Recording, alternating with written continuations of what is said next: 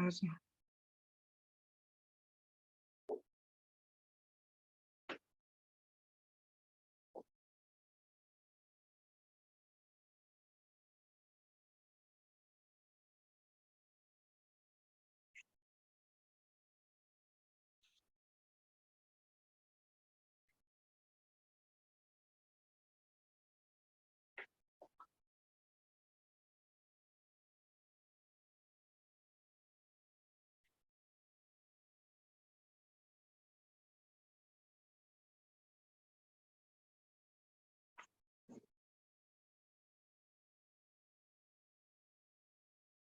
Matheus, dá para seguir agora? Dentro do mesmo link? Pode continuar, Thaís. Tá. Um monte de gente saiu aí. Eu acho que tu removeu até gente demais. Mas tudo bem. Voltando então. Deixa eu só pegar minhas notas aqui de novo. Que a gente vê muito o pessoal entrando no mercado financeiro a partir de cursinhos de análise técnica, que analisam gráficos, que ensinam setups, onde a pessoa cai 2 candles, sobe 2 candles, aí tu compra se estiver em cima da linha, bota o stop no fundo e coisas do gênero, tá? Tem gente que sim, consegue ser bem sucedida com algumas dessas sistemáticas, tá? Elas já foram muito mais populares durante aquele grandíssimo bull market que a gente teve, desde a crise de 2008 até 2015, mais ou menos, tá? Por quê? A maior parte dos modelos era seguidor de tendência. Muita gente ganhou dinheiro com isso e se sentiu habilitada para começar a ensinar mercado financeiro como se fosse simplesmente seguir setup de análise técnica, o que não é uma verdade. E a gente está vendo isso agora. Setups param de funcionar. Eles são adequados para determinados ambientes de mercado, para determinadas tendências de mercado, e as coisas no mercado financeiro estão ficando cada vez mais complexas e complexas muito rápido, tá? A globalização fez com que os mercados passassem a interferir cada vez mais entre si. As redes sociais fizeram com que cada vez mais informação e informação barata ficasse acessível.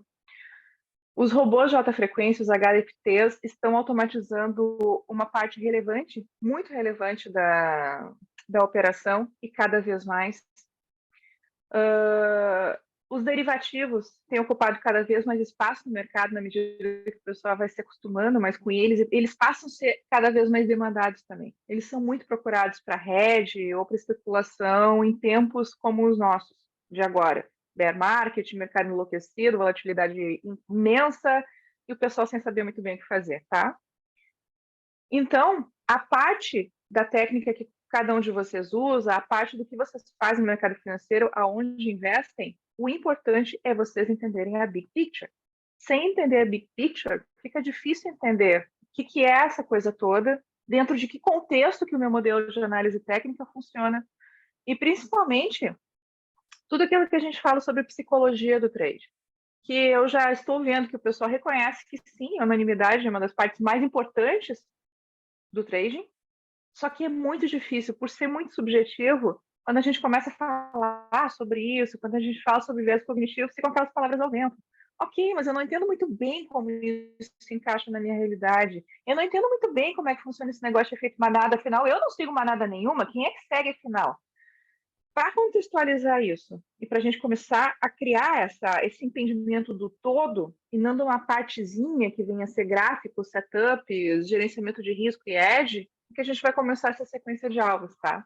Ela está sendo aberta como um bate-papo aqui porque eu quero transformar ela no primeiro módulo da nova educação, que é para onde o pessoal vai entrar e começar a se sensibilizar para o nosso método, tá? Uma parte já foi publicada em livro e agora a gente vai começar com o curso em si. E eu preciso entender exatamente aonde que estão as maiores dificuldades, se isso aqui que eu estou falando está fazendo sentido para todo mundo e tem alguma aplicação prática, tá? Primeira coisa, perfil dos investidores no mercado financeiro. Quem já está na nova há um pouco mais de tempo, vê muito bem a nossa narrativa. A gente também tem uma narrativa, mas é uma narrativa no sentido de tentar conscientizar o investidor a ser menos ingênuo, a olhar menos notícias, a se focar mais no plano sistemático do que qualquer outra coisa. Já começa aí o nosso diferencial. A gente não quer vender produto de de investimento, não somos influencers, a gente não está aqui para vender livro, a gente não está aqui para vender fórmula mágica, a gente está aqui para vender sistemática, e para que essa sistemática tenha valor para os assinantes, para os nossos clientes, ela precisa ser seguida à risca e livre de ruído. Então, por isso que faz parte da forma como a gente comunica tudo isso que a gente fala sobre o homem composto, o mercado malvado, buscador de liquidez, que quer arrancar a liquidez das sardinhas, que quer passar a perna em você porque ele precisa da sua liquidez para montar posições grandes. Parece um pouco teoria de conspiração para uns, e tem gente que acaba entendendo essa dinâmica de uma forma muito pessoal, acaba até torcendo contra e ficando com raiva do mercado, o que também não é nosso objetivo. Aqui a gente busca neutralidade acima de tudo, tá? Então, uma coisa que a gente tem que deixar bem clara, tá? Sardinhas não somos nós, pessoas físicas, nós somos plâncton dentro do mercado.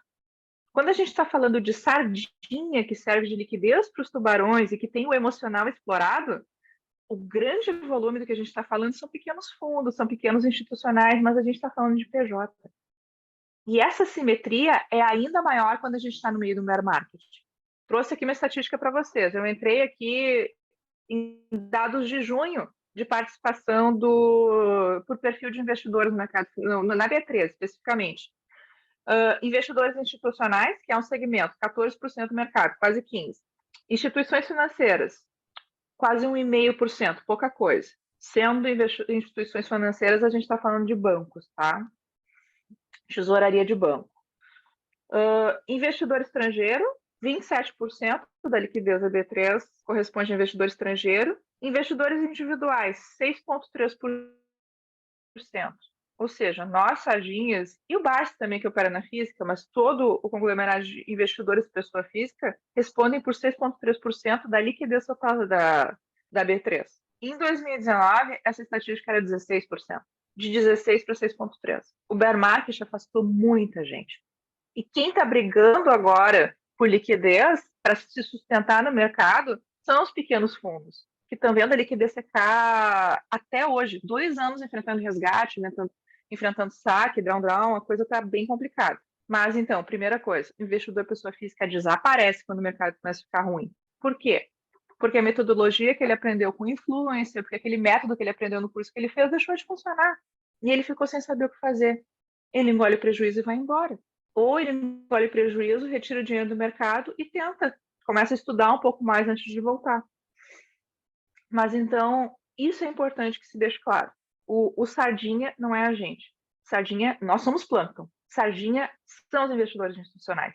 E é muito importante que a gente tenha em mente que o investidor institucional sofre dos mesmos problemas emocionais e dos mesmos viés cognitivos que a gente. Eles não são diferentes, eles não são Deus, eles não estão num patamar superior. Somos todos iguais. O que eles têm é um pouco mais de experiência. E ainda assim, eles respondem pelo emocional do cotista, porque quando o cotista saca, não há nada que ele possa fazer. O fundo dele diminui, a liquidez dele seca.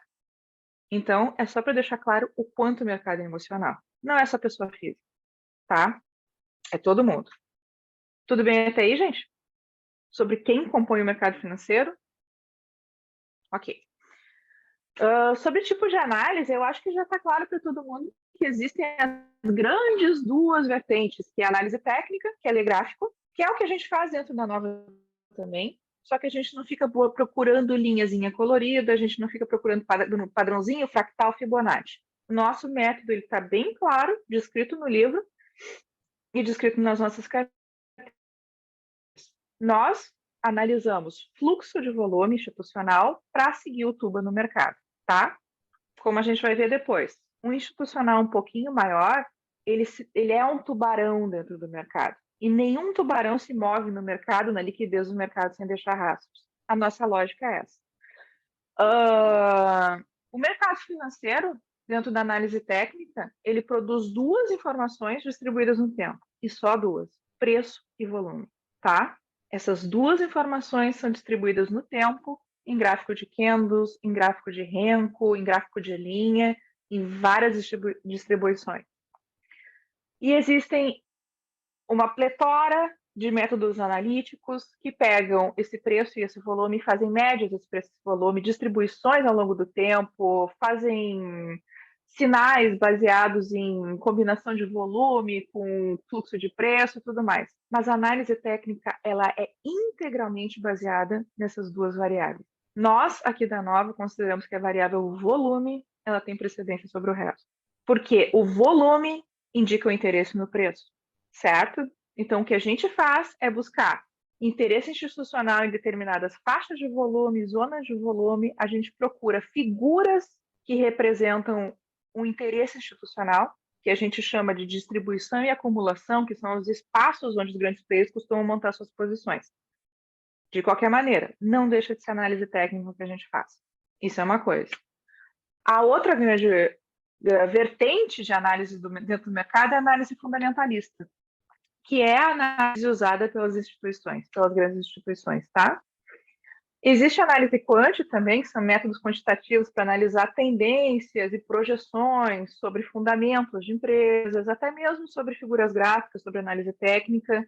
Ela não é uma disciplina à parte, ela é uma disciplina que se une à análise técnica e análise fundamentalista para prover dados melhores, para prover projeções melhores, para melhorar as análises dentro dessas duas técnicas, tá?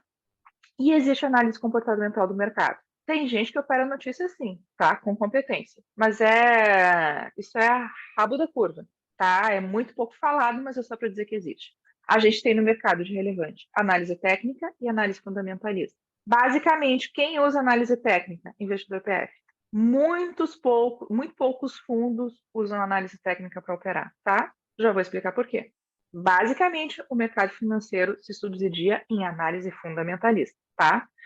E é por isso que a gente tem tanto institucional falando sobre análise de empresa tal, sobre projeção macro para o futuro, sobre eu peguei o relatório de tua empresa, analisei o report da empresa X. Quando chega a época de resultado, é aquele treme-treme nas redes sociais.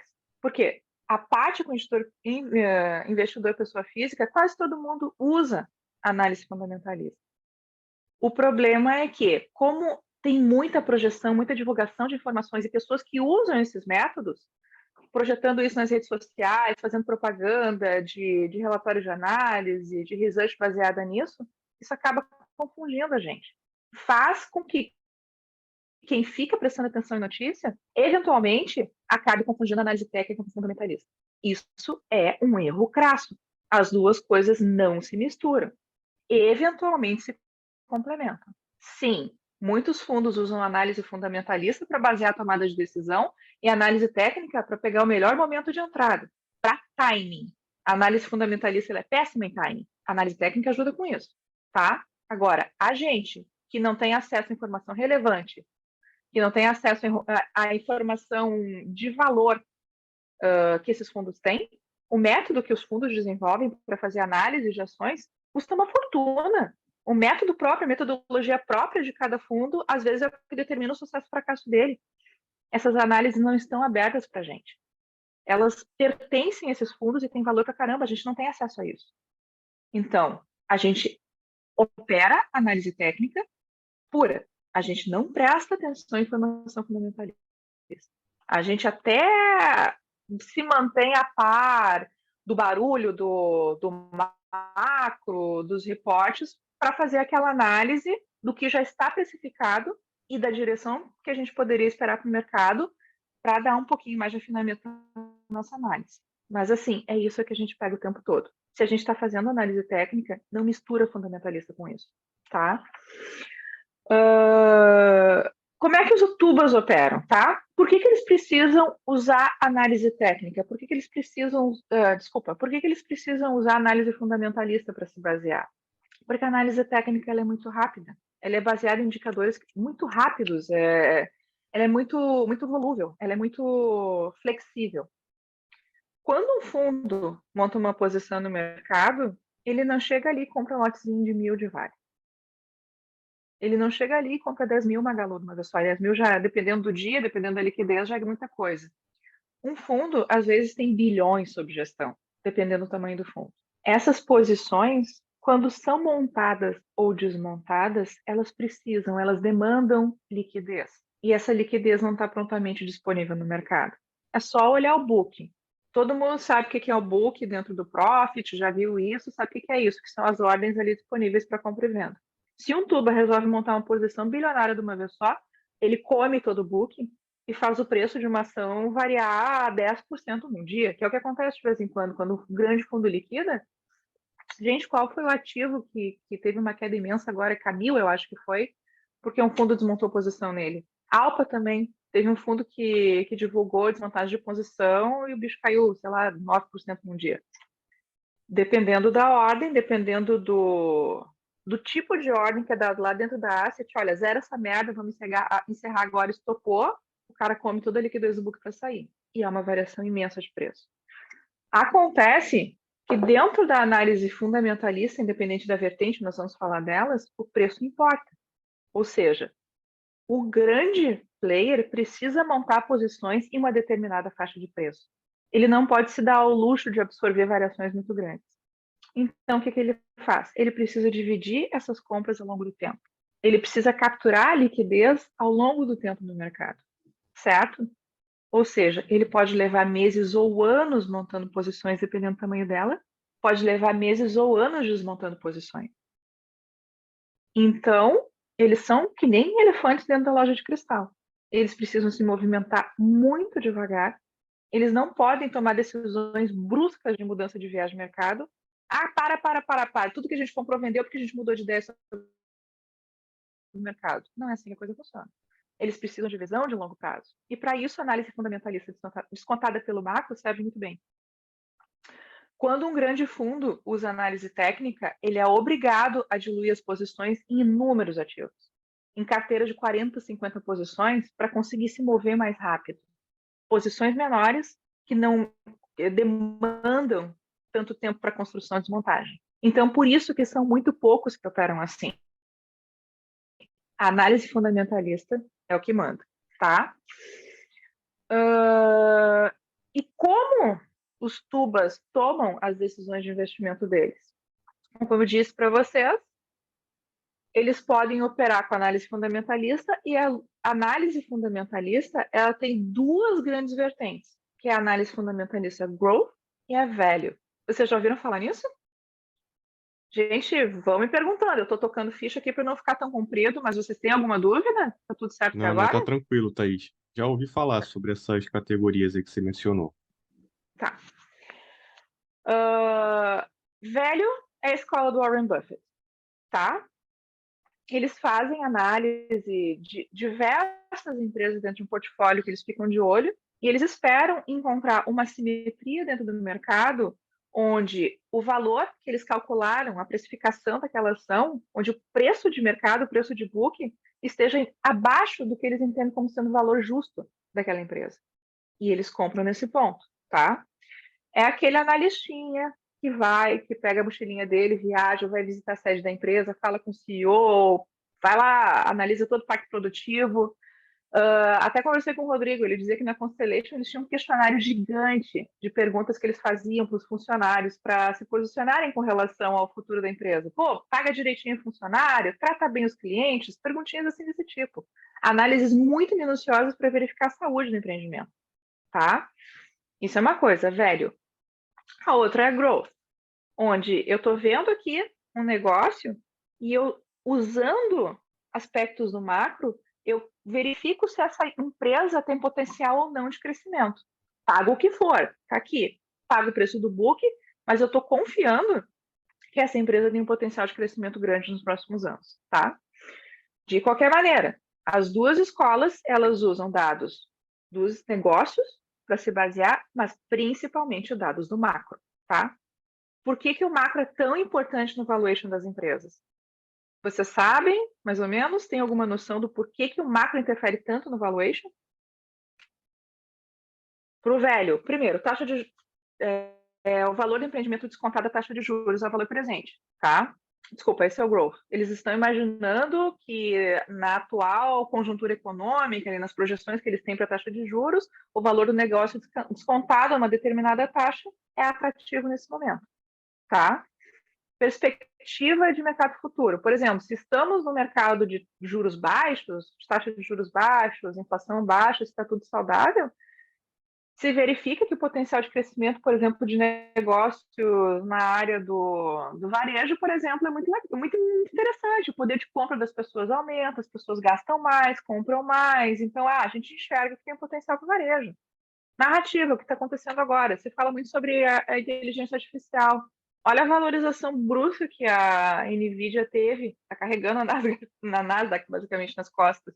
Ela é AMD, por causa dessa nova narrativa de inteligência artificial. Está se imaginando uma possibilidade de crescimento para a NVIDIA baseada nisso, no desenvolvimento de chips e processadores para atender essa demanda. Ou seja, especulações sobre narrativas.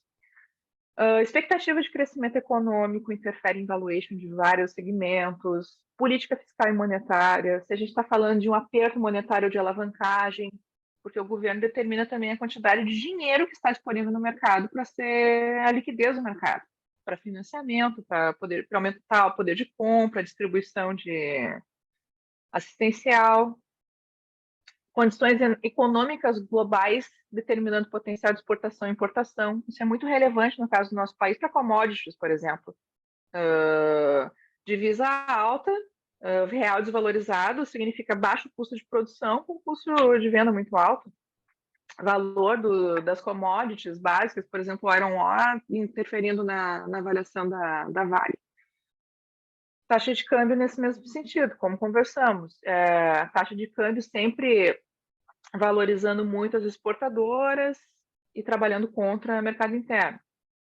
Então, assim, o macro, ele é muito importante para avaliar tanto o valor do negócio no presente momento, quanto o potencial que ele tem de expansão.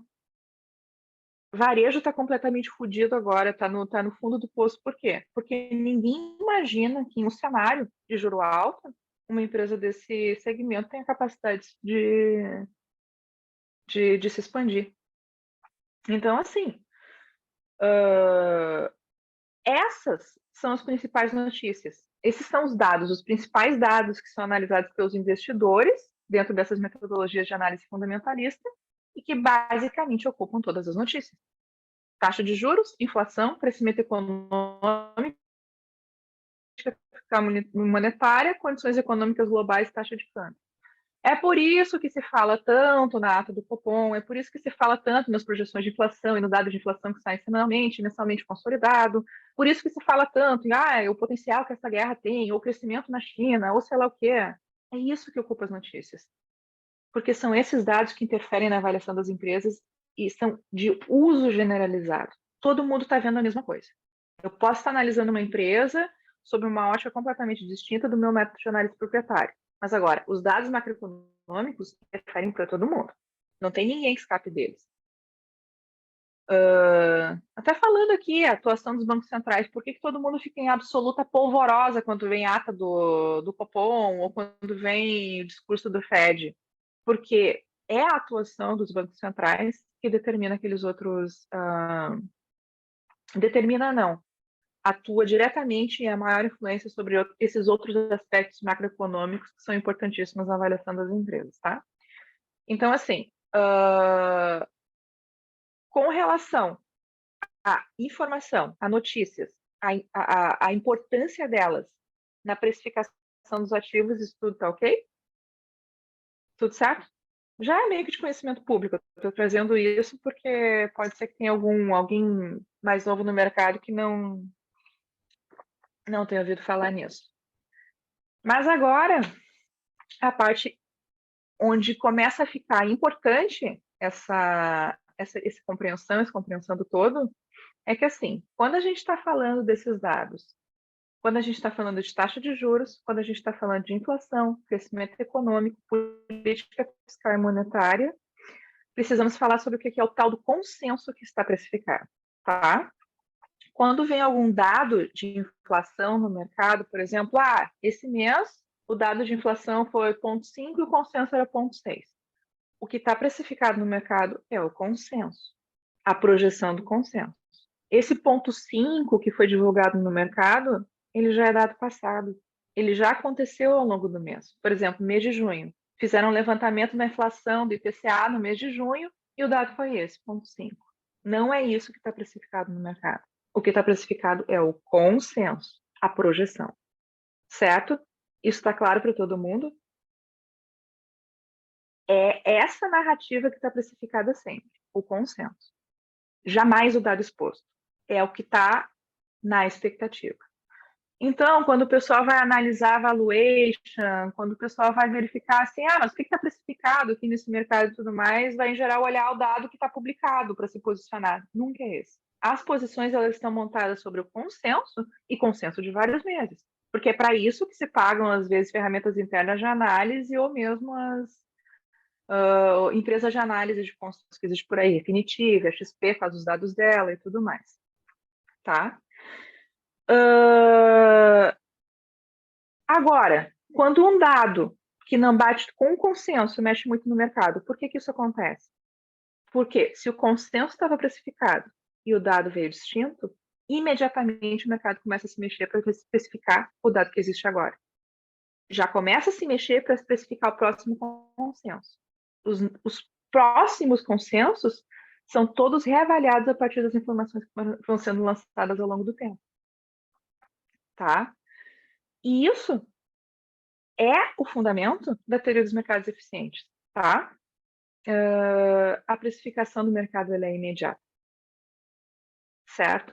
A precificação desse consenso futuro é imediata no mercado, certo? Qual que é o consenso que conta mais na precificação do nosso mercado, que tem o valor mais relevante, o impacto mais relevante sobre o nosso mercado e que ninguém olha? Que até estava vendo uma publicação no tweet agora que descreveu como sendo o sol do nosso mercado financeiro e que basicamente nenhum trader técnico olha a nossa curva de DI. DIF 25, desculpa, 24, 25, 26, 27, 28, 29, 30. DIF 10 anos. Por quê? Porque esses são os consensos de taxa de juros que já estão precificados no mercado. Essa curva de juros é o que está sendo precificado no mercado agora. Tá claro isso, gente? Vocês sabem o que é essa curva de juros? Sabem onde encontrar isso? Tudo certo para todo mundo? Não é novidade Tá, para ninguém isso. tá ok. Tá. E por que essa curva ela é absolutamente importante? Porque dependendo da forma como essa curva vai se movimentando, a gente consegue saber se o investidor está mais bearish ou mais bullish. É a primeira coisa. Eu fui pego de surpresa com esse movimento desse perfil de ativos aqui. Cara, só é pego de surpresa porque quer. Porque a gente tem uma puta de uma curva de juros aqui se mexendo o tempo todo que dá claras diretrizes sobre o movimento de mercado. Primeira coisa, tá? E essa curva agora, até a gente vai conversar sobre isso amanhã no panorama de abertura, está sinalizando um perfilzinho bearish. Está sinalizando um pouquinho mais de expectativa negativa do mercado que já estava especificado agora nesse último movimento. Era o que eu estava falando. Eu vou ficar de olho para saber o que aconteceu, para que lado vai essa correção do mercado, com a expectativa de que ela piore um pouquinho e se aumente no tempo, numa lateralização no tempo, ela seja um pouquinho mais profunda do que a gente estava esperando. E eu acredito que sim, porque é isso que a curva de juros está precificando nesse momento, tá? Com a última ata do Copom. Viramos o ciclo. Já não estamos mais naquela bonança toda que aconteceu nessa última pernada de alta, tá? Então, assim, teoria dos mercados eficientes. Existem muitos participantes no mercado, todos eles com acesso às informações mais relevantes que movem o mercado ao mesmo tempo. Partimos do princípio que ninguém tem ideia do que vai ser definido no Copom ou por determinação do Fed com relação à taxa de juros meta. Quando isso é divulgado, todo mundo fica sabendo. Partimos do pressuposto que publicações com relação à saúde econômica, PIB projetado, de Boletim Focus, por exemplo, projeções que o Focus tem para PIB para esse ano, para ano que vem, perspectivas de caso de análise, por exemplo, vem uma projeção de crédito overweight ou underweight para determinado ativo, tudo isso todo mundo fica sabendo ao mesmo tempo. É claro que a gente sabe que existe insider, ninguém aqui é trouxa. É claro que a gente sabe que informação ela é primeiro divulgada para um círculo de pessoas mais chegadas do dono da empresa, pessoas bem relacionadas e com, sei lá, que conhecem os amigos do rei do mercado. Chega, a gente vê isso acontecendo o tempo todo, tá? Mas vamos partir do pressuposto que todo mundo tem acesso à mesma informação. Eu, tu, todas as casas de análise, todos os fundos de investimento, todos os investidores estrangeiros, todo mundo tem acesso aos mesmos dados. E se esses dados, e como a gente já falou, o dado que está precificado é o consenso, tá? Todo mundo concorda com aquilo ali. Se por acaso o que vem na realidade não bate com o consenso, isso é imediatamente precificado. Imediatamente há um movimento de todos os ativos que precifica já o que está acontecendo. Começando pela taxa de juros, que é o mercado menos assimétrico que a gente tem, porque é o mercado mais relevante, o que movimenta mais volume de liquidez. Perto do mercado de balcão, de ativos, é uma coisa surreal. É desproporcional o tamanho que o nosso mercado de juros tem com relação a mercado à vista de ativinho tipo Magalu, Vale, é outro patamar. Então, a gente considera que o mercado de juros é sempre aquele onde é muito mais difícil de encontrar assimetrias. O que é assimetria? Assimetria é a diferença entre o valor de uma coisa e aquilo que está precificado. Certo? Quanto mais líquido, quanto maior o mercado, quanto mais relevante ele é, menos assimétrico ele é. O mercado de ativos ele é bem mais assimétrico. Por isso que se costuma explorar algum tipo de ganho mais em mercado de ações. Porque qual que é o fundamento da teoria dos mercados eficientes? A teoria básica, o fundamento básico da teoria dos mercados eficientes é a seguinte: se todo mundo tem conhecimento e acesso às mesmas informações, o preço que está ali no book batendo é igual ao valor intrínseco. Tudo o que podia estar precificado sobre aquela empresa está ali, dentro do preço. O que isso significa? Se você comprar aquilo ali, se você investir em determinado ativo, você não consegue uma simetria risco-retorno maior que 1. Se o que está precificado está ali, tudo que pode acontecer, qualquer mudança no macro que ninguém sabe, que pode ir para qualquer lado, qualquer notícia pode interferir no valor daquele preço, qualquer coisa inesperada pode acontecer, mas você não tem como saber se esse ativo vai se valorizar ou não. Ou seja, toda vez que está comprando um ativo precificado à perfeição, você não tem assimetria risco-retorno. A única coisa que você tem é a perspectiva de valorização desse ativo pelo crescimento natural da economia. A direção de todos os mercados é sempre para cima, é a direção natural do mercado. Por quê? É a expansão de cada país. A tendência de cada país é se expandir conforme a população vai se expandindo, conforme a produtividade vai se expandindo. São casos fortuitos de recessão onde isso não acontece. A tendência de todos os mercados é ir para cima, mas bem devagar, na velocidade da expansão de 1 a 2% ao ano. Tá?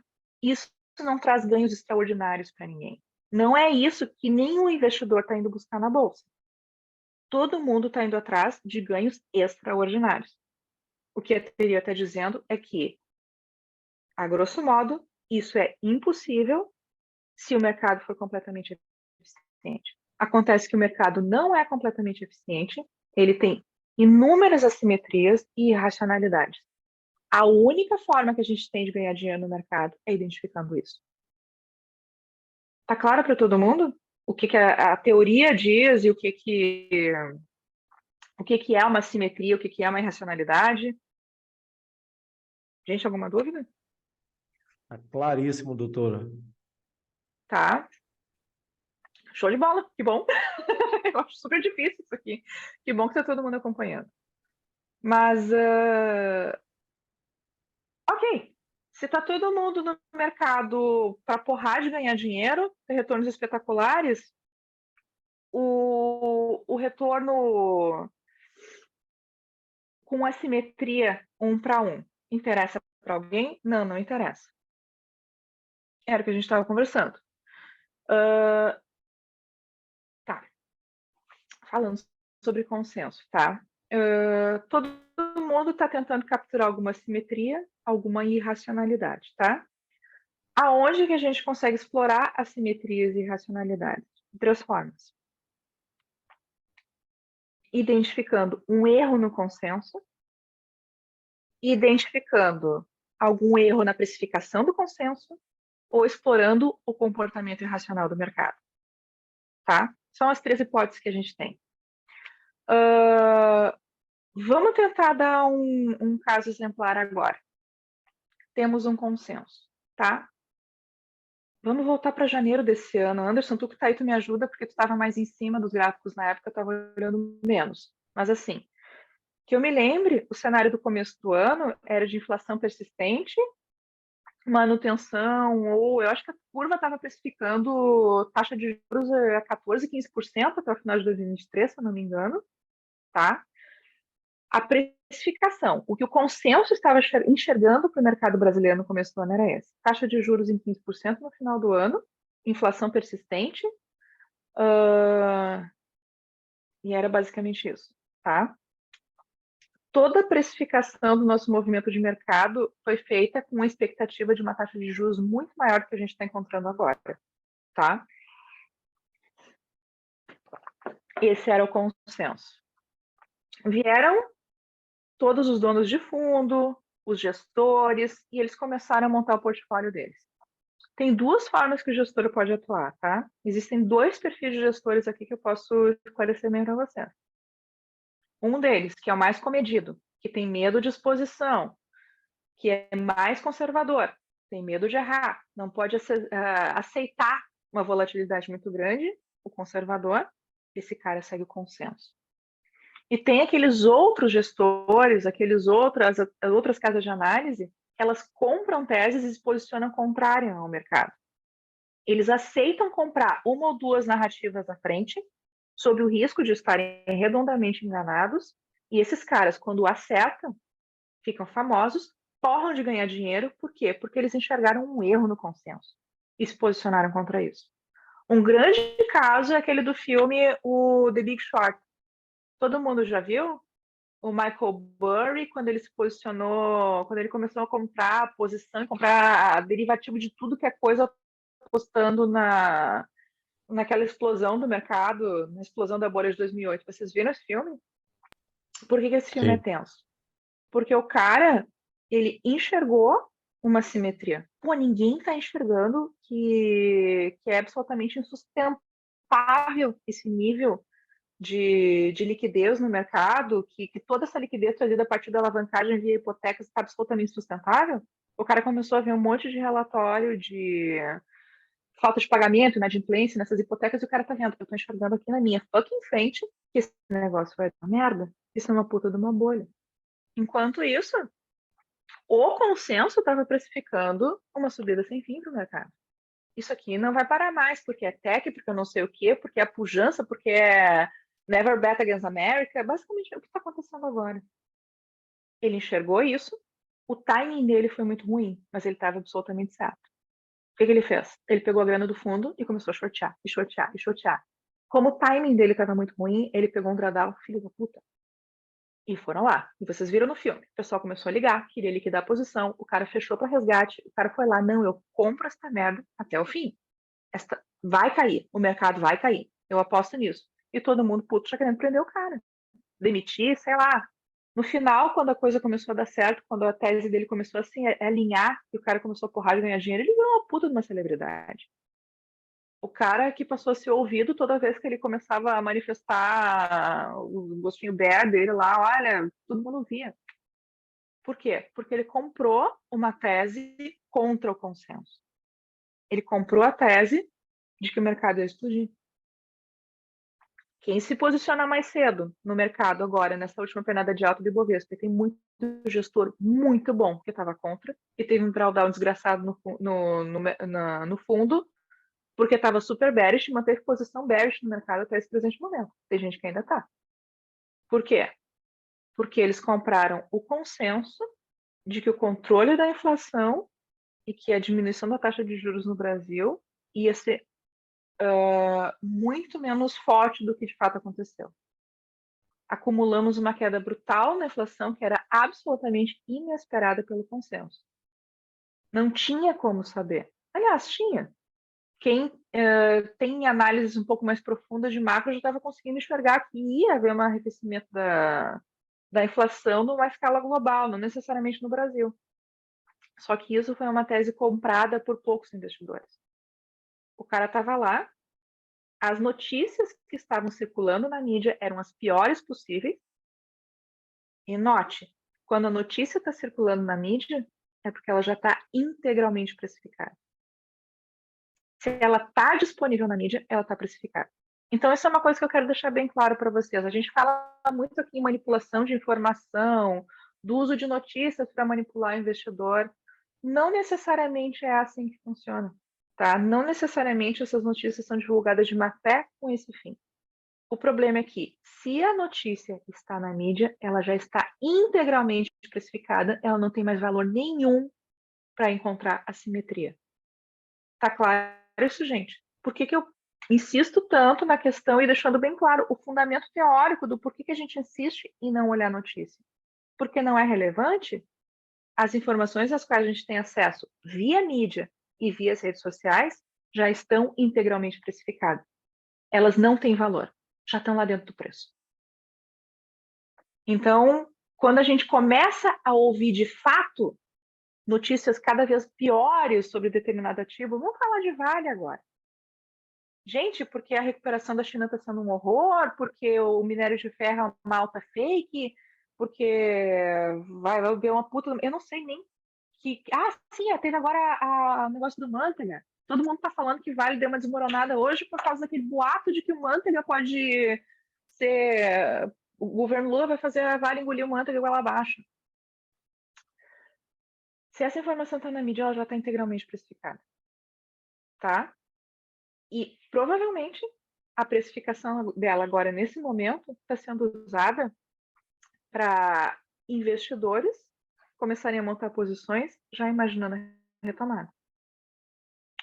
Então, assim, se a gente está ouvindo as piores notícias sobre a Vale agora, qual que é o downside que a gente tem?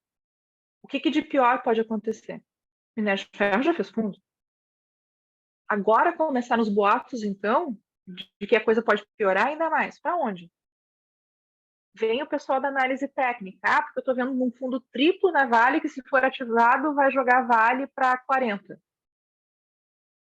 Gente, dado o atual preço do minério e das perspectivas que a gente tem com relação a rotation, que é o que a gente conversou, dinâmica populacional na China. Qualquer perspectiva de que, de fato, isso vai acontecer. Então, assim, tem muita gente que está aproveitando para montar posição em Vale, sim. Podemos estar integralmente errados, sim. A gente precisa estar enxergando duas narrativas à frente. A gente tem o consenso, que é o que existe de verdade, e a gente precisa se posicionar duas narrativas à frente, acompanhando o movimento dos grandes players. Tá? Como a gente está enxergando duas narrativas para frente, esse é um exercício de futurologia. Sim, pode continuar um desconto ainda maior em Vale, a gente vai ter que usar de todas as ferramentas de análise técnica para se proteger disso, sim. Só que a hora de montar a posição é exatamente quando as notícias são as piores. Por isso que dizem, você tem que comprar quando todo mundo está com medo. Se não estiver te dando medo de comprar, é porque tu não está comprando certo. Exatamente por isso. Porque é no fundo do poço que surgem todas as piores notícias que já precificaram a queda daquele ativo. Ele caiu quando estava se falando bem, chegou aqui no fundo, saiu a porra toda. Ó, agora sim a gente está divulgando tudo que a gente fez para se posicionar no mercado e, através desse equilíbrio de oferta e demanda, fazer o ativo chegar nesse preço. Tá claro isso, gente? Por que a gente não opera notícia? A assimetria. O gestor que se posiciona bem no mercado, ele está fazendo uma aposta em narrativas à frente. Sempre. Quem se posicionou no fundo do mercado agora e aproveitou todo esse rally é porque enxergou que a dinâmica da nossa inflação e da nossa taxa de juros seria um pouco mais rápida. o controle por parte do nosso Bacen conseguiria ser bastante eficiente. Isso de fato aconteceu. Superando todas as expectativas do consenso, nossa inflação baixou muito mais rápido do que esperado, abrindo a porta para uma baixa, para uma redução na nossa taxa de juros mais breve e mais rápida, apesar do discurso hawkish do Banco Central, do posicionamento. Qual que é o problema nisso? Aí vai o gestor, ele está enxergando isso. Ele está enxergando que, olha, eu estou vendo aqui pelas minhas projeções, pelo meu macro, que a dinâmica da taxa de juros no Brasil, ela vai... Taxa de juros não, a dinâmica da inflação no Brasil vai surpreender para baixo. Vai cair mais rápido do que o esperado. Ele está com essa informação aqui. Tá, então assim, cara, me diz uma coisa, de onde é que tu tirou isso? Ai, gente, é feeling. Então, onde é que estão os dados concretos que basearam essa tua afirmação? Não, eu tenho essa sensação, Cara, quem é que vai ser o cliente, quem vai ser o investidor que vai aceitar deixar dinheiro num fundo onde a tese de investimento se baseia num feeling?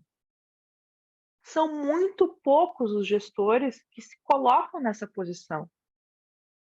Os gestores trabalham com consenso.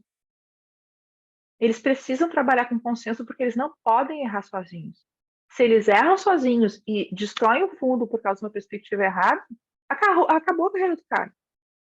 Vai fazer, sei lá, vai fazer Uber ou trabalhar com jardinagem, porque no mercado financeiro a carreira dele acabou.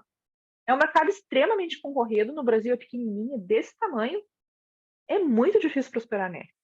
E se o cara dá uma cagada desse nível, de apostar numa tese que se demonstrou completamente errada e deu um drawdown no cacete, o mercado não perdoa. O cara fica para sempre marcado. Em contrapartida, o cara que deu uma dentro é uma estrela de sucesso para sempre. Qual que é a forma mais tranquila de se operar nesse sentido? Trabalhando perto do consenso. Certo? Então, primeiro viés cognitivo que a gente trata aqui. Medo. Ah, porque o nosso medo de comprar no fundo, porque a gente está ouvindo notícia, a gente não consegue apertar o botão para comprar ali quando está no fundo, ou a gente tem medo de estopar. Todo mundo sabe, todo mundo já encarou medo no mercado financeiro. Ah, eu fiz uma compra aqui que está dando a minha tese, mas está dando um drawdown aqui, tá complicado. Não é nem desse medo que a gente está falando. A gente está falando de coisa muito maior. A gente está falando de como funciona todo o mercado de trabalho e todo o mercado de posicionamento dos fundos e gestores aqui no Brasil. Os caras têm medo de se manter fora do escopo do que é consenso. Um que outro que trabalha fora disso. Vamos botar, por exemplo, o caso aqueles caras que expuseram a IRB, como é que é o nome deles mesmo? Esquadra, né?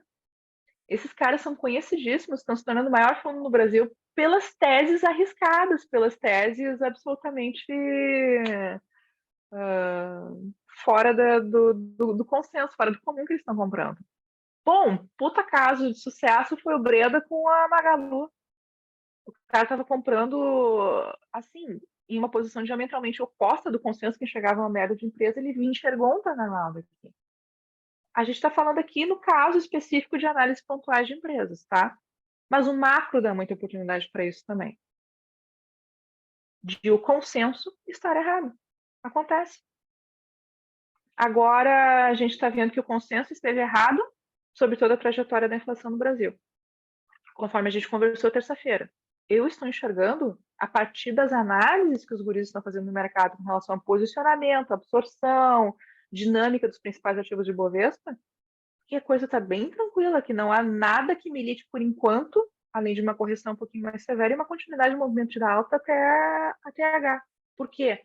Porque a gente tem uma narrativa inteira que parece estar se desenhando no sentido de que os cortes da taxa de juros por parte do Banco Central, por parte do Copom, depois que começarem, vão ser muito mais bruscos do que está se imaginando. O que está precificado agora na curva de juros? Peguei a curva de juros ontem, eu acho que já está se precificando 12,5% para o final do ano e 10% para o ano que vem.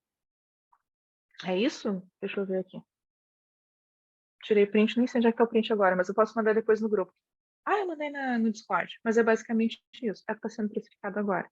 Já tem gente enxergando uma possibilidade muito grande de Selic a 7, 8% no final do ano que vem. Essa diferença entre o que está precificado e a perspectiva que o pessoal está adotando é o que vai ditar quem vai começar a se posicionar antes nesse rally E quem é que vai pegar ele mais no final?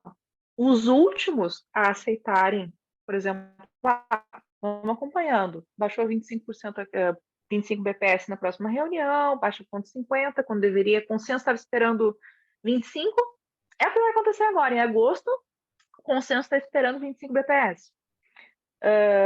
Tem gente, que nem o Breda, que já está se posicionando no sentido de que caberia muito bem o corte de 0,50. O pessoal está precificando 25 mesmo, dentro dos ativos, e é por isso que o varejo está sofrendo tanto agora, porque o Bob Fields demonstrou que ele é barra pesada. O cara não está nem aí para o que estão dizendo, sabe? Para qualquer crítica que está sendo feita no sentido do trabalho dele. Então ele vai manter o tom hawkish.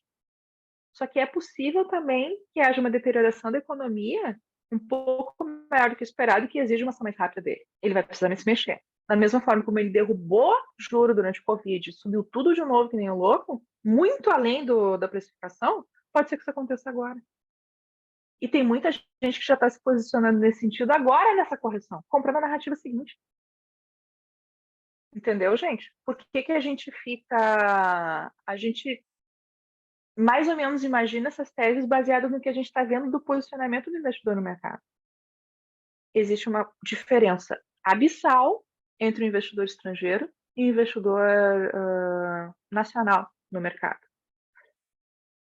O investidor nacional, como a gente falou, gestores, fundos, vivem numa bolha de vaidades, tá? Numa bolha chamada Faria Lima, onde todo mundo se conhece, onde todo mundo faz de todo mundo, onde todo mundo denigra todo mundo, e todo mundo briga de foice e de faca, especialmente agora em época de bear market por investidor. O investidor estrangeiro, a grana que vem para cá é a grana de pinga. Emerging markets para ele é aqueles 5% que sobra lá do fundo que não foi alocado em títulos públicos americanos, que não foi alocado em mercado americano, que não foi alocado em mercado europeu. A gente fica com uma parcela ínfima dos investimentos e essa parcela ínfima ela é muito relevante para o nosso mercado. Nosso mercado é pequeno e a liquidez é muito baixa. Ou seja, esse cara está cagando se eu preciso seguir consenso de taxa de juros no Brasil. Ele não liga para taxa de juros no Brasil.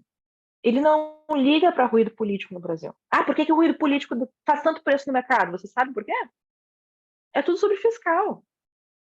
Ninguém está nem aí se o Lula está apoiando o ditador russo, se está recebendo iraniano aqui. Não, gente, o pessoal só está pensando no fiscal, no arcabouço fiscal, porque o arcabouço fiscal está diretamente ligado à nossa trajetória de taxa de juros.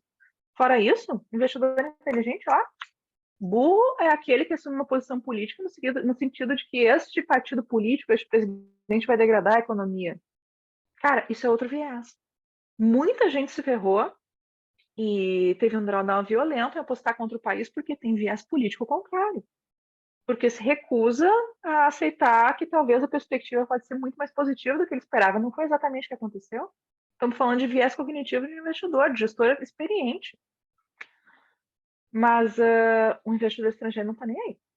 Se ele está enxergando uma dinâmica macro favorável para emerging markets, seja ele um novo ciclo de commodities, seja ele um ciclo de deflação de grande porte mundial, ele vai tocando grana. Por isso que esse cara consegue se posicionar, e é sempre o investidor estrangeiro que consegue se posicionar melhor no nosso mercado. Porque ele não liga. Ele não está atado às restrições de nome, de necessidade de cumprir com uma agenda, de necessidade de cumprir com demandas de cotistas, de dar satisfação para cotistas, de construir uma reputação no mercado, que acaba fazendo com que os gestores aqui se prendam no consenso e, por se prenderem no consenso, acabem sendo exatamente quem compra no topo e vende no fundo. Entenderam essa? Porque sempre, e isso não vai mudar, o pequenininho vai comprar no topo e vender no fundo?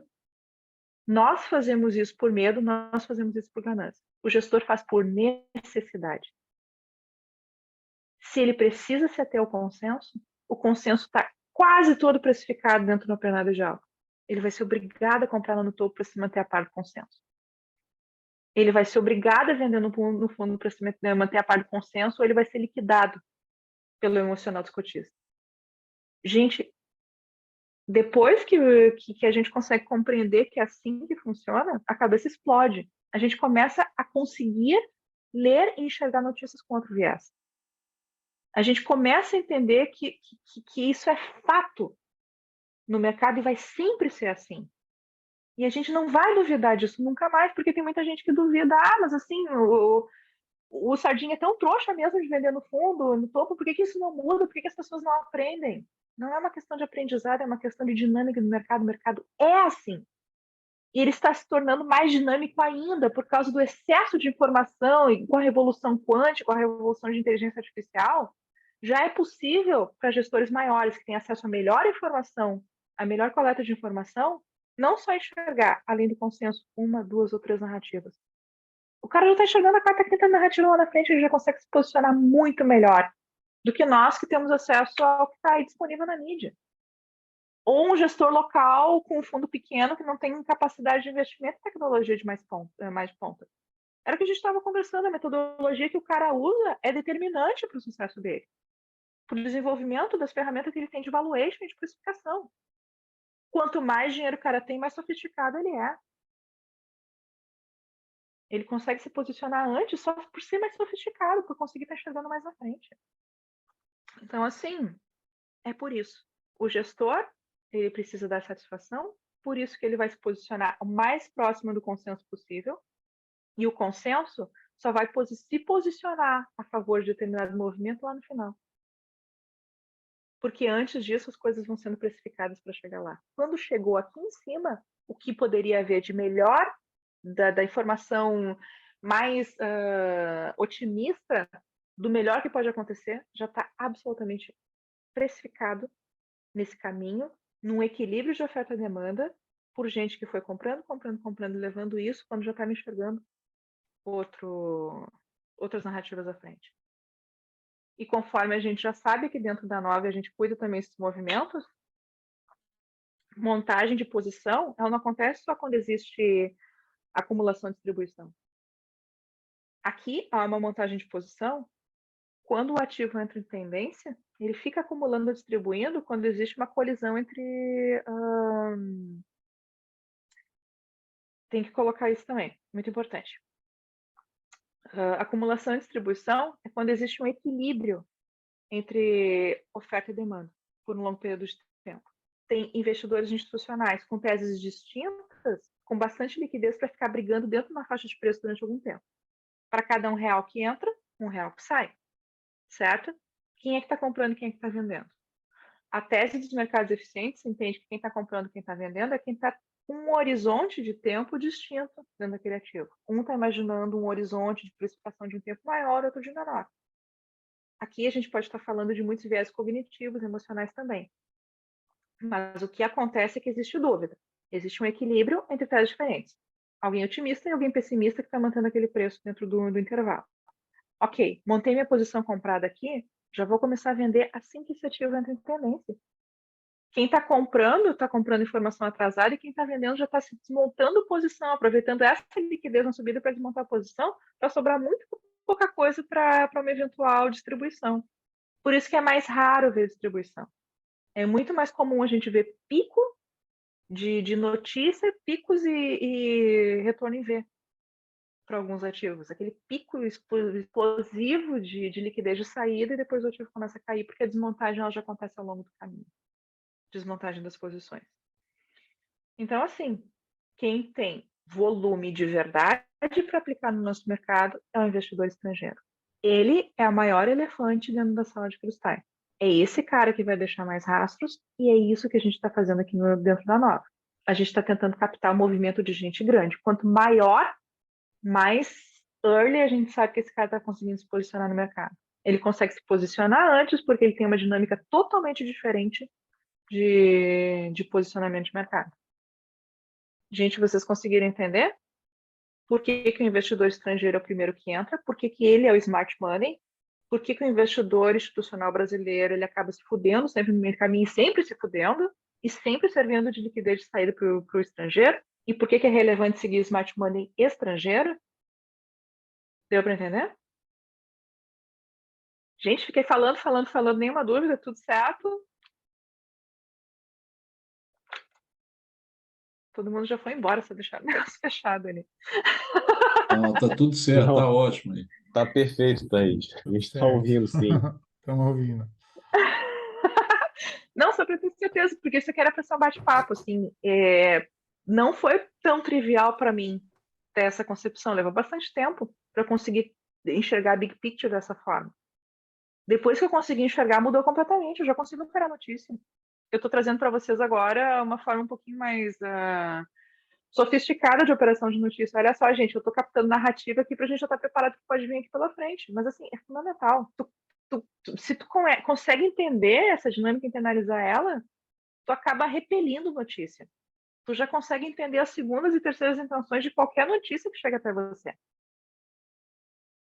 Vem aquele pessoal de uma gestora produzindo relatório de análise fundamentalista, super bonitinho, que o cara está disponibilizando de graça para o público dele. Olha só, gente. Posso fazer uma pergunta? Vai lá. Você falou de repelir a notícia, de entender a notícia. O ideal é não olhar notícias ou tentar entender a narrativa por trás da notícia. O que é o ideal? Gabriel, depende do teu tempo de mercado, tá? Tem construções, assim, a capacidade de enxergar o big picture do mercado, ele é uma construção, tá? Que depende muito de hábitos, tá? Já conhecer tudo o que você precisa conhecer sobre, desde pequena técnica. Quem cai no mercado de ações, no começo não sabe nem comprar direito um ativo, não sabe o que é derivativo, não sabe o que é um market maker, sabe? Essa big picture talvez leve um tempo para se conseguir compreender bem. Tempo e experiência. Eu não sei qual que é o teu nível de trade, quanto tempo está no mercado, mas começa a colocar narrativa, começa a tentar entrar no jogo da narrativa quando tu sentir que tu já tem emocional e psicológico para não se deixar influenciar por ela, tá? Isso não é trivial. Demora tempo para tu conseguir isolar completamente e ser absolutamente autoconfiante naquilo que tu tá fazendo. Tudo isso que eu falei aqui sintetiza aquilo que eu entendo que é a principal característica do trader, autoconfiança. Um cara que não tem autoconfiança, que não tem 100% de certeza de que o que ele está fazendo é correto, o cara se fode. Aí tu tá lá, supondo assim, agora que a gente conseguiu colocar a Vale, a gente montou posição em Vale dentro das carteiras premium, até com derivativos ali dentro. Aí o cara compra, seguindo a corda nova, aí ele vai entrar nos grupos de WhatsApp e começa a ver um monte de notícia horrível sobre Dalian e tudo mais. Se você consegue não se deixar influenciar por esses narrativos, então sim. Começa a colocar isso até como uma forma de entender que o ciclo de mercado, que o ponto do mercado está bom. Quanto pior a narrativa, melhor. Ela ajuda até a fazer timing no mercado, junto com a análise técnica. O problema é não se deixar influenciar. Isso demora, não é trivial, não é fácil para ninguém. Para ninguém. A menos que o cara tenha um sangue de barata desgraçado ou não se importe com o dinheiro que tem. O cara vai lá, eu vou dar uma olhada nas notícias. Pô, tá uma merda mesmo, hein? Ah, não, mas eu tenho que comprar quando tá ruim. Ah, tá realmente muito ruim. Pô, aquela pessoa que eu respeito pra cacete tá falando que tá muito ruim. Pô, será que eu que não tô errado? Aí que tá. Fudeu. Acabou com o método. E como eu tava falando até antes de tu perguntar, gente, nem todo mundo tá de má fé no mercado. Nem toda informação, aliás, eu entendo que são poucas as informações que estão plantadas ali para manipular. A maior parte delas ela é de boa fé. Ou ela está atrasada, ou ela não serve para ti.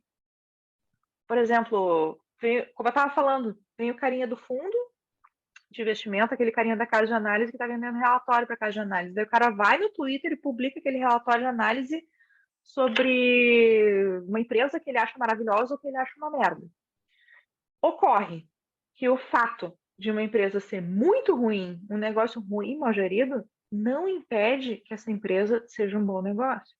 O fato de uma empresa ser maravilhosa, ser extremamente bem gerida, estar num puta ciclo agora, não impede que ela seja um mau negócio. Por quê? Porque só o que interessa é preço e interesse. Vocês acham que a gente está dando call entrade na Nova, em Cunha, porque são negócios extraordinários, com excelentes gestores, com... Não! A assimetria risco e retorno é boa. E o interesse institucional apontou o lado que se pensa que vai, aonde a gente pode ter algum tipo de convicção que é o mais provável. É isso que a gente faz. E a gente se certifica de tudo isso, colocando stop, colocando alvo, para ter certeza que a gente vai conseguir explorar o melhor dessa simetria que a gente está enxergando. Por que a simetria? Porque Cogna agora, ninguém compra por trauma. Teve muita gente que perdeu uma grana violenta nos micro. E o pessoal não compra de trauma. Agora que elas são bons negócios. Então, assim, aquele relatório e assim, a simetria risco-retorno, dependendo do micro, dependendo do quanto que ele caiu, e dependendo de quanto forte for a virada, são essas miquetas que vão valorizar muito mais que as outras. Aí o cara vem, pega um relatório de análise de WED, que não existe nenhum dissenso de que é uma empresa maravilhosa, mas está sempre em múltiplos altos. Por acaso tem alguma coisa em algum lugar que impeça a VEG de subir? Não. Mas já não é um negócio que tem uma simetria risco-retorno tão boa quanto uma trade tem. Ah, mas trade é uma merda de uma empresa, não sei o quê, porque os relatórios. Ah, porque uma empresa que está com uma dívida imensa agora, bom, são várias, né? Que estão sendo esculachadas pelos relatórios de análise, que podem vir a se tornar os melhores cases de recuperação de turnaround agora do nosso mercado. Por quê? O cara da análise fundamentalista, ele fez uma análise daquele ativo com as informações que o consenso tem na mão. Ele fez uma análise para o valor que o consenso já precificou. Grande parte dos investidores, e quanto maior eles for, a grande parte do mercado atua com growth. É muito difícil conseguir a simetria. Tu precisa ter um elefante imenso como um Warren Buffett, porque tu precisa ter um portfólio gigante para pequenas valorizações que tu pega, pequenas assimetrias que tu encontra em value, se refletirem em retornos excepcionais. Tu tem volume para isso acontecer. Tem volume para apostar naquele ativo e volume maior ainda para esperar que o preço convirja os fundamentos que tu enxergou.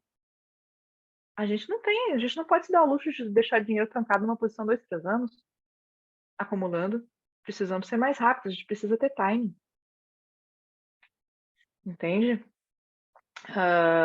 Então, o cara tá vendo lá um caso de uma empresa horrorosa, precificada agora, e se a gente já está enxergando que talvez o consenso esteja errado, por exemplo, numa trajetória de taxa de juros, a gente pode esperar que loguinho o pessoal do Growth vai começar a descontar em outros múltiplos aquele ativo, ou seja, ele tem um potencial imenso de turnaround.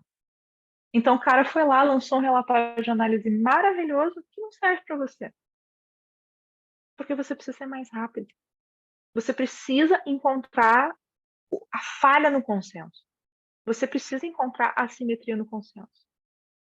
Você precisa encontrar a assimetria emocional do mercado para conseguir pegar trades que justifiquem a sugestão a risco que a gente tem. Porque se a gente for se guiar por um mercado absolutamente simétrico, que é o que é proposto pela teoria dos mercados eficientes, ninguém ganha dinheiro no mercado.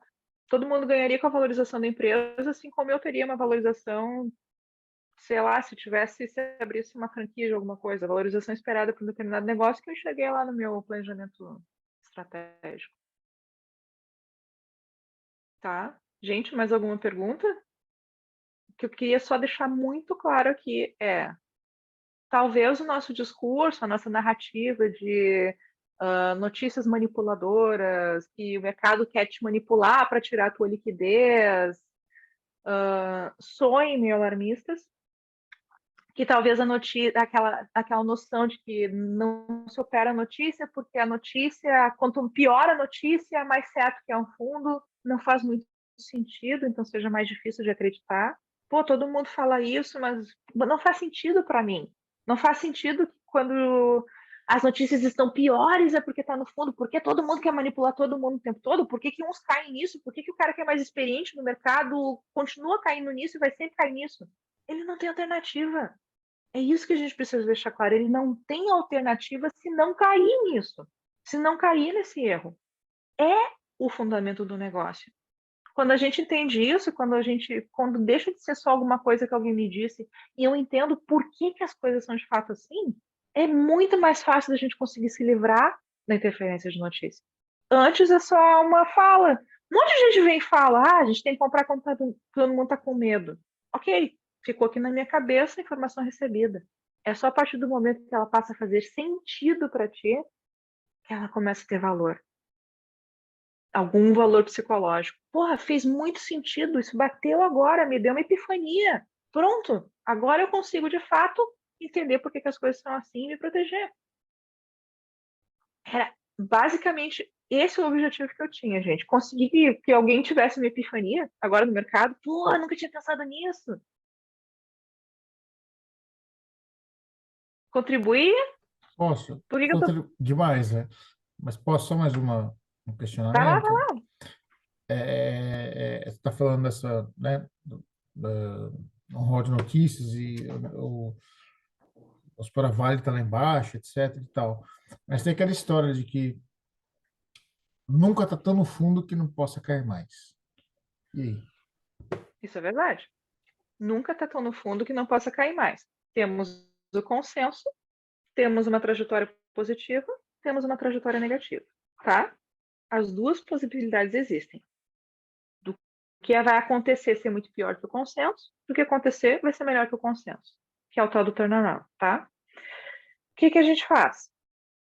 Quando a gente está trabalhando com acompanhamento da montagem de posição dos grandes players, tá? Conforme a gente conversou, a gente vai acabar fazendo isso, na maior parte das vezes, em estruturas de acumulação e distribuição, tá? Que são aquelas estruturas lateralizadas. E vamos falar de lateralizada, assim, dando espaço para a licença poética. São inúmeras formas da análise técnica que, na verdade, são acumulações e distribuições. Bandeiras, triângulos, canais de baixa, canais de alta, que são, na verdade, acumulações e distribuições. Por isso que a gente não opera com figura técnica, a gente opera com uma compreensão do que aquilo ali quer dizer. Um canalzinho de baixa pode ser uma acumulação, uma distribuição. Um triângulozinho, uma acumulação, distribuição, que é uma redução sistemática da volatilidade para que os operadores consigam fazer aquisições de grandes lotes, montagem de posições na menor variação de preço possível, mantendo o preço médio das posições o mais estável possível para montar essas posições, tá? E aqui a gente tem um corolário, um dogma. Veio um investidor institucional, passou um tempo danado, desgraçado, montando uma posição bilionária dentro do ativo, tá? Esse cara já está enxergando o mercado, para onde é que ele vai. Ele não fez aquilo à toa, tá? Quanto maior o investidor, e a gente está sempre atrás dos maiores, quanto maior a convicção que a gente tem de que esse cara já está vendo para onde o mercado vai. Então, a gente tem aqui uma acumulação. O que a gente procura saber? Tudo bem, isso aqui é uma acumulação para subir ou é uma distribuição para cair? Tá? De qualquer forma, uma coisa que a gente sabe, se o cara acumulou posição, bastante posição aqui, não vai ser qualquer movimentinho de alta, nem qualquer movimentinho de baixa que vai agradar esse cara. Tá? Ele precisa de uma valorização expressiva para justificar o tempo e o esforço que ele manteve montando essa posição. Tá?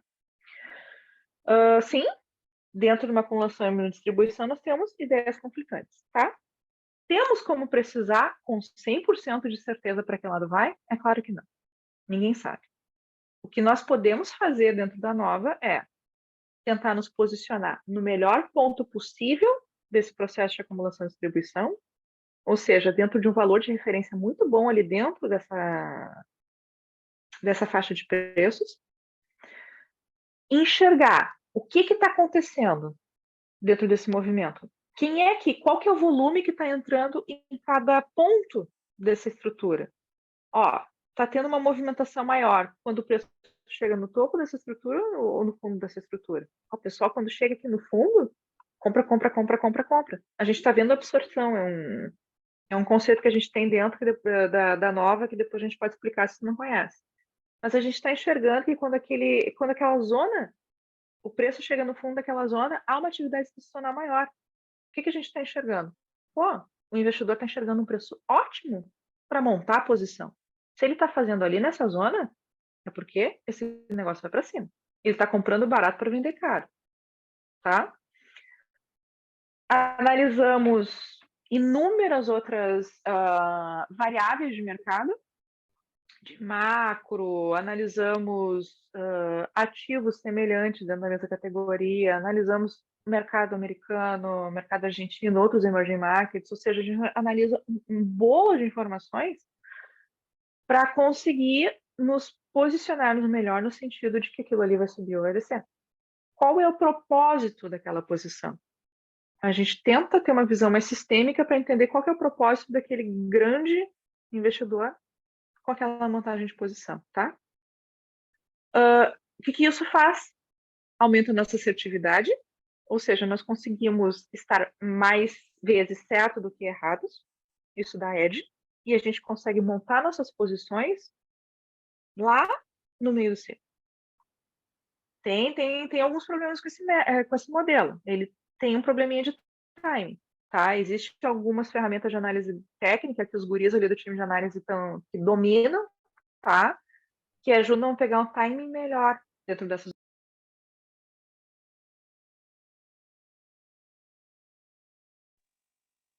Podemos usar as ferramentas de gerenciamento de risco, tá? Podemos não, devemos. É fundamental. Isso fica para não é o foco agora da nossa análise, mas assim, ó, tem stop para isso. Tem assimetria risco-retorno para justificar nossa entrada naquela posição, tá? O que a gente faz com toda essa análise que a gente está fazendo é tentar identificar qual que é a melhor possibilidade, certo? Gente, mais alguma pergunta? Mais alguma coisa do nosso método? Bom, vai ter muitas outras aulas sobre método. O livro que está no Twitter, no meu link pinado lá também, fala muito sobre isso, sobre o processo de acumulação e distribuição, figuras gráficas do método Wyckoff, que ajudam a identificar os ciclos, os estágios de uma acumulação e distribuição, para tentar identificar, a partir dessas características, em que fase do ciclo nós estamos, como é que é feita essa montagem de posições, tudo isso está lá no livro, tá? Mas vão ter novas aulas sobre isso, mas o que eu precisava que vocês entendessem era essa dinâmica de notícia. Por que a gente tem que se manter longe delas e se a gente for trabalhar com elas, que trabalhe com toda aquela parcimônia e enxergando as segundas e terceiras intenções. Sempre passando da cara dela, do que ela quer transmitir para o já está precificada? Ou qual seria o objetivo dessa informação agora? Estava pedindo feedback de vocês porque eu queria dicas ou algum comentário, porque a gente vai começar a estruturar isso dentro da nova educação. Isso vão virar módulos do nosso curso básico para o pessoal que for entrando. Gente, alguma sugestão com relação a foi rápido demais? É muito difícil? Talvez ilustre isso com gráfico, com notícia. Peço a gentileza desse retorno. Vamos lá, gente. Eu acho que a apresentação foi bem tranquila, assim, Thaís. Talvez